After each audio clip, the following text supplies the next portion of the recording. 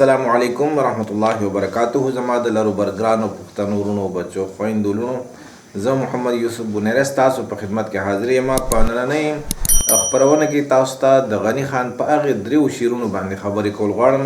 کوم شعرونه چې غني خان د غم په سرنامه باندې لیکلي دي. غني خان وایي که غم نه و خوشحالي به چېرته نه وی، که خزان نه و مالي به چېرته نه وی، که بدرنګ لاړل خوشرنګ به واړه ورک شي، که ټیکري نه وي کالي به چېرته نه وي. د الله هر یو قدرت د حکمت ډک دی، د انسان عقل لا پوی نه دی هلک دی.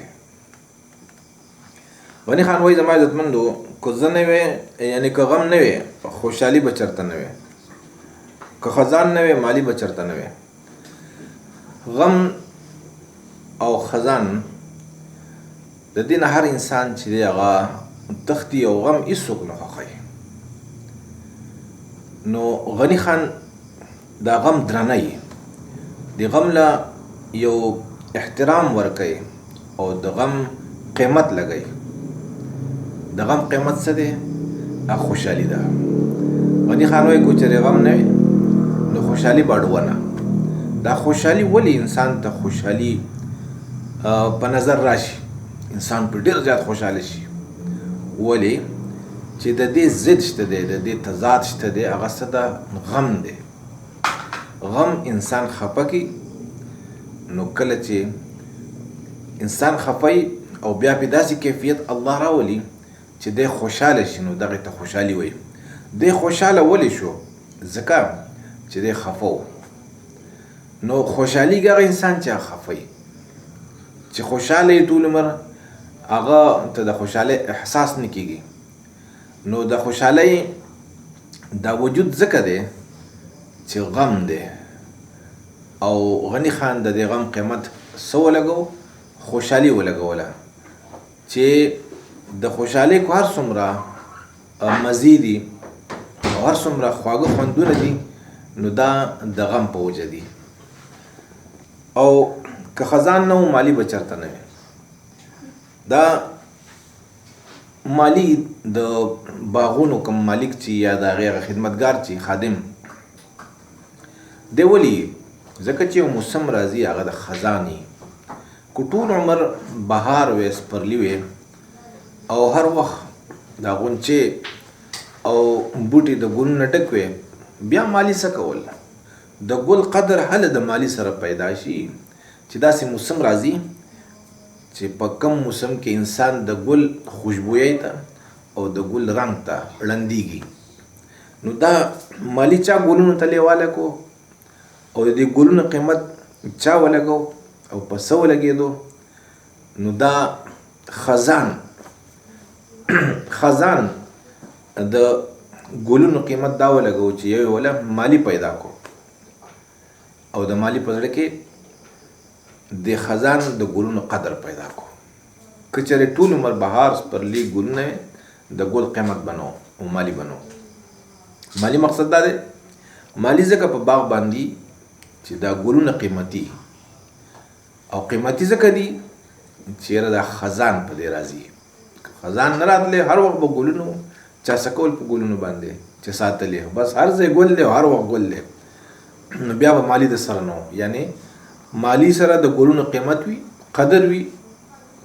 نو دا قدر کوونکي دا قدردان چې دي دا څه پیدا کړو؟ دا د خزان پیدا کړو. که بدرنګ لاړل خوشرنګ به واړه ورک شي. بدرنګه چې دي بدصورته خلق، موږ چې ورته سخا وایو، تور حبش او دا خلق، دا که نه وی نو ښکلوالی به هم نه و. ښایست ځکه دی چې بدصورتي شته دی. الله سبحانه وتعالی حکیم ذات دی. نو دا بدصورت یې ولې پیدا کړی؟ چې د دې خوبصورته دا څخه انسان یې ولې پیدا کړی؟ چې د دې ښکلي انسان قدر پیدا شي. نو دا ښایست د ده دا نکار په زړونو کې او د بل په سترګو کې هله ښکاره شي. د ده دا چمک چې کله هغه وګوري چې دلته بدصورت دی، دا بدصورت دی، دا بد شکله دی، نو د بد شکلو په وجه باندې الله سبحانه وتعالی خوبصورت خلق هغه ښکاره کړي یعنی کو تاسو وګورئ که شپه نه وی په ستورو چا څه کول، که شپه نه وی په سپوږمۍ چا څه کول، که شپه نه وی په انور چا څه کول. نو د ستورو د سپوږمۍ او د انور قیمت چې پیدا شو نو دا د تیارې په وجه باندې. که ټیکري نه وی کالی به چېرته نه وی. ټیکري یو کالی د سرو زرو، د سپینو زرو، یاقوتو، د مرجان پکې اچول شوي، دغې ته کالی وایي. کالی قیمتي څیز هغه قیمتي دات نه جوړ شوي، که هر دات یې سره زري، سپین زري. نو د دې قیمت ولې لګي؟ ځکه چې ټیکري دي. ټیکري هغه چې هغه مثال په طور د څه نه جوړ کړي، لکه څو د بنګړي شو، نو یو د سرو بنګړی، یو د پلاستیک او د شیشې بنګړی. نو دغه به ټیکري حساب کو. دغه شان په کالو کې به هم داسې زغی چې هغه به سره زر نه بې قیمته به وي. نو دا کالي د سره زر او سپین زر، یعنی کالی چې ورته وایي، دا چا قیمتي کړو؟ دا دغې ټیکرو قیمتي کړو. خو چېرې هر یو څیز سره زر وي، سپین زر وي، بیا چا څه کول چې غاړې ته اچولی؟ خو دا ځکه قیمت ته د دې خلک غاړې ته اچوي زنانه چې یاره شته دی نه ډېر، او په ډېر تعداد کې چې دی هغه ټیکري. ټیکري هغه کالو ته وایي چې هغه سره زر او سپین زر نه وي. نو د سرو زرو، د سپینو زرو، د کالو قدر د ټیکرو په وجه پیدا شو. زما عزتمندو، دا غني خان وایي. او بیا غني خان وایي د الله هر یو قدرت د حکمت ډک دی، د انسان عقل لا پوی نه دی هلک دی. مونږ په غني خان باندې دا اعتراضونه کیږي که نه چې الله نه مني، څوک وایي یاره دا څه دی او دا څه دی، څوک ورته بېدینه وایي، څوک ورته دهریه وایي. دا اوس غني خان د الله چې کوم اړخونه پیدا کړي، څوک چې اړو خوښه یې نه، غني خان هغې له څومره رنګ ورکوي، څومره خوند والا ورکوي. حالانکې څوک نشته چې وایي ماله غم راکړه، خو چې غم راشي نو دا د خوشحالۍ په وجه باندې دا غم قیمتي شي.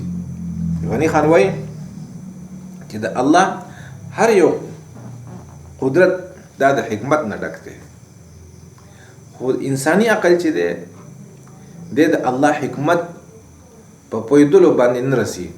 هلک مقصد ته وایي، هلک ماشوم ته وایي. د انسان عقل چې دی د الله د حکمت په مقابله کې دا ماشوم دی، د 2 ورځو د 3 ورځو ماشوم دی. نو د 2 او 3 ورځو ماشوم به څه د الله سبحانه وتعالی په حکمت باندې پوه شي. حالانکه الله چې سم پیدا کړي دي، غني خان مقصد دا دی چې دا سیم پیدا کړي نو دا د انسان د خیر دپاره دی، د انسان د خوند دپاره دی چې زما بنده غم هم انجوای کړي. خو غم انجوای کوي نه سوري چې خوشحالي انجوای کړي، چې زما بندګان زه پرې خوشحالي راولم، زه پرې سپرلي راولم، زه به ورله کالي سره زر ورکوم. نو تا د دې نه به خوند څنګه علي زما د بنده انجوای کوي به څنګه، لطف پته څنګه اوچتوي. کله چې د غم د خوشحالۍ سره غم وي، او کله چې د سپرلي سره خزان وي، او کله چې د کالو سره ټیکري.